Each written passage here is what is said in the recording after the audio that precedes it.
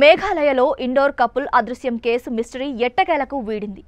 Honeymoon కోసం వెళ్లిన ఈ నవదంపతులు అదృశ్యమవగా కొన్ని రోజుల క్రితం భర్త రాజా రఘువంశీ మృతదేహం లభ్యమైన సంగతి తెలిసిందే.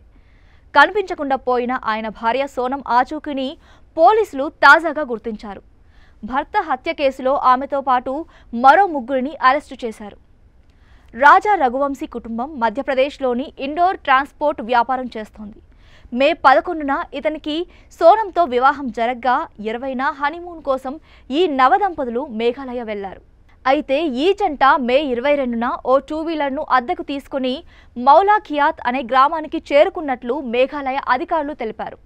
2-వీలర్ను అక్కడే పార్క్ చేసి అక్కడే ఉన్న ప్రసిద్ధిగాంచిన లివింగ్ రూట్ వంతెనను చూసేందుకు వెళ్లారని తెలిపారు. ఆ తర్వాత నుంచి వీరి ఆచూకీ తెలియరాలేదు.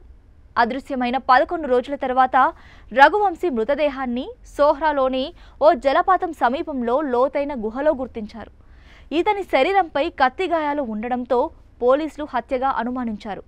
భార్య ఆచూకీ కోసం ముమ్మరంగా గాలింపు చేపట్టారు. ఈ క్రమంలోనే కనిపించకుండా పోయిన సోనం తాజాగా ఉత్తరప్రదేశ్లోని గాజీపూర్లో పోలీసుల ఎదుట లొంగిపోయింది. అనంతరం ఆమెను అరెస్టు చేసినట్లు మేఘాలయ డీజీపీ సోమవారం వెల్లడించారు. ఆమెకు సహకరించిన మరో ముగ్గురిని కూడా అరెస్టు చేసినట్లు తెలిపారు. రఘువంశీని చంపేందుకు అతని భార్య సోనం తమకు సుపారీ ఇచ్చినట్లు నిందితులు విచారణలో పేర్కొన్నారు. దీనిపై దర్యాప్తు చేస్తున్నామని, అప్పుడే పూర్తి వివరాలు వెలుగులోకి వస్తాయని పోలీసులు తెలిపారు.